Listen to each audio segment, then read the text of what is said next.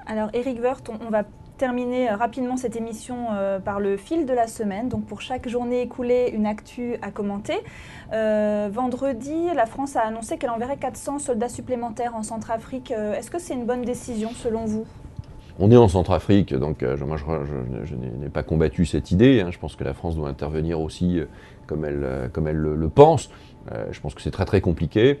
400 soldats, c'est une goutte d'eau. Il y aura un peu de soldats européens aussi, c'est une goutte d'eau. On voit bien que si on veut rétablir l'ordre dans ce pays, sans tomber dans l'ordre colonial, ça m'amuse quand même. Les socialistes nous ont taclés à chaque fois qu'on fait. Bon, passons. Donc on voit bien le président a ses propres raisons. Mais c'est un mandat de l'ONU, là. Oui, enfin, ça a été difficile. Oui, enfin, ça a été un mandat de l'ONU parce que la France a absolument voulu y intervenir. Il faut faire très attention quand même parce qu'on n'a rien réglé pour l'instant. Donc ça va prendre du temps. Ça va prendre du temps. Et il faut des moyens aussi. C'est très sous-budgétisé. Je ne peux pas revenir avec ma casquette budget, mais toutes les interventions extérieures de la France sont extraordinairement sous-budgétées. Question de samedi. David. Samedi, des militants de la Manif pour tous sont allés accueillir, entre guillemets, Christine Taubira à Bayonne. Qu'est-ce que vous pensez de ces manifestants et des mots d'ordre qu'ils ont? Je pense que le gouvernement, il a agité comme ça une bouteille, qu'à un moment donné, le bouchon, il a pété, quoi. On sent l'UMP assez embarrassé aussi. Non, on n'est pas embarrassé, on est contre le mariage pour tous, pas vraiment pour une raison de mariage, pas de problème sur les mariages homosexuels, j'ai un problème sur l'adoption, j'ai un problème sur l'enfant. Et je pense que l'enfant est la priorité et pas au fond le droit à l'enfant. Donc on en a beaucoup parlé, notre position a souvent été caricaturée, mais on croit réellement que le progrès est celui-là. Aussi par moment. Non, parce que c'est des manifestations populaires, c'est des manifestations qui se créent en dehors des mouvements politiques.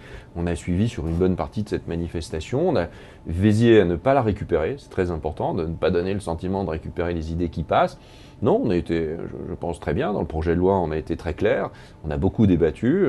Et puis en même temps, il y a des députés de l'UMP qui vont dans les manifs, d'autres qui n'y vont pas. Moi, j'y suis allé une fois.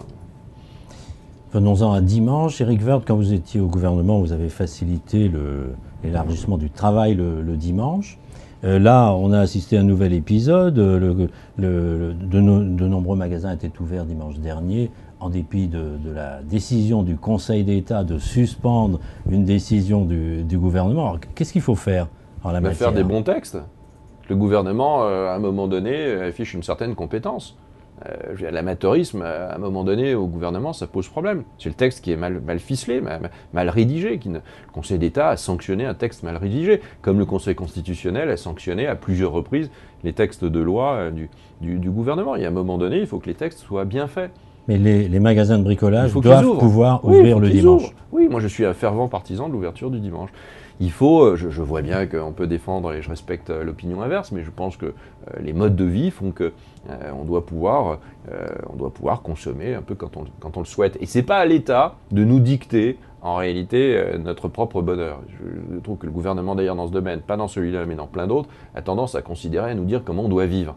Je pense que la vie privée, elle relève dans votre famille de vous et dans la mienne de moi. Mais là, ça a des conséquences sociales. On n'est plus tout à fait dans la vie privée. On n'est pas que dans la vie privée. Non, mais ça a des conséquences concurrentielles. L'idée d'ouvrir le dimanche, ça a souvent été un problème d'argumentation sur la vie privée.